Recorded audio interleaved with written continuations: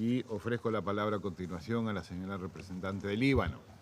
Gracias, señor presidente. Permítame, agradezco para organizar esta reunión y ahora debería continuar en inglés. Mr. President, allow me to start by congratulating your delegation and the delegations of Egypt, Japan, Senegal, and Ukraine for the beginning of their tenure as elected members in the Security Council. I would also like to commend your leadership during your presidency of the Council and the excellent job done by the 5 outgoing delegations of Chad, Chile, Jordan, Lithuania, and Nigeria. I would also like to thank His Excellency the Secretary General for his briefing.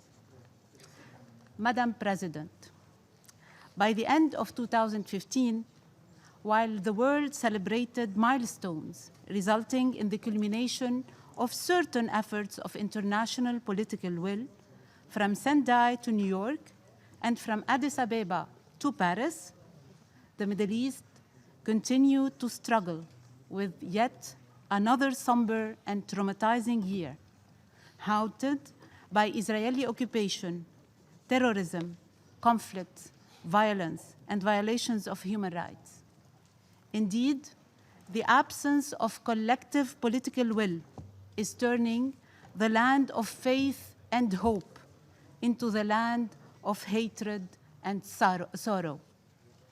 Madam President, in my country, the year 2015 ended with 1,168 Israeli violations of Lebanon's sovereignty by land, air, and sea. These are facts.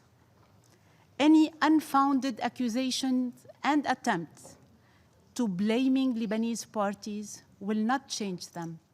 Hard facts remain hard facts. A simple calculation proves that Israel commits an average of 3.2 violations against my country per day.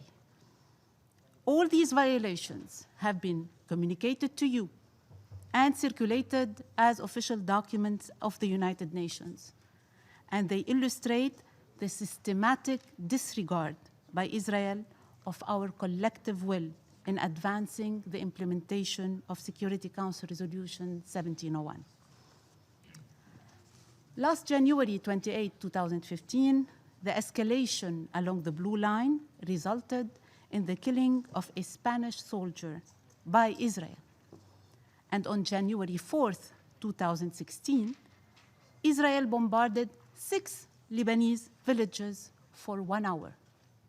These are just few examples of unilateral actions practiced by Israel, which undermine the work of UNIFIL and the Lebanese armed forces, threaten their security, and jeopardize efforts to maintain stability in the region.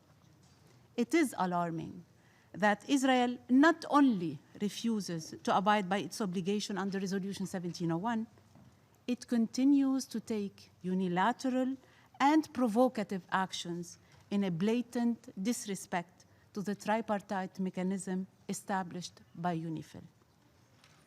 Madam President, despite the complex political situation in my country, my government reaffirmed time and again its unwavering support to the implementation of Resolution 1701 in its entirety. It also renewed its determination to keep combating terrorism and addressing the social, economic, and security impact of the continued flux of refugees from Syria.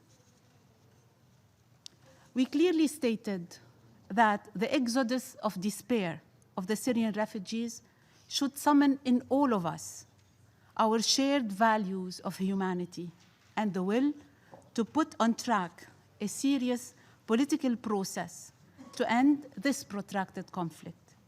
In this regard, Lebanon acknowledged the adoption of Security Council Resolution 2254 and also looks forward for the upcoming donor conference in London next month. This meeting should be an opportunity to reinvigorate international efforts to share responsibilities towards those refugees, alleviate their suffering and the burden on their host communities. Madam President, what could be told about the situation in the occupied territories of the State of Palestine in 2015? The Israeli reign of terror continues unabated. OCHA recorded the highest number of casualties in October, with 51 killed and 7,027 injured Palestinians. Israeli authorities have been detaining more than 8,000 children since 2000 and prosecuting more than 700 children per year. Yes, this means that at least the last two generations of Palestinian youth do not know anything other than administrative detention and Israeli might. They deserve better choices. How many Palestinian generations should suffer from illegal Israeli practices, amounting in many cases to extrajudicial execution, for you to act? For how long will your august body remain silent while the auto-proclaimed so-called only democracy in the Middle East continues the demolition of houses, seizure of Palestinian land, the latest being 370 acres in the West Bank, intensification of settlement activities, and isolation measures segregating people in East Jerusalem, denying them the exercise of their fundamental and inalienable rights? All of this in a clear and undeniable endeavor to render the two-state solution an unattainable objective.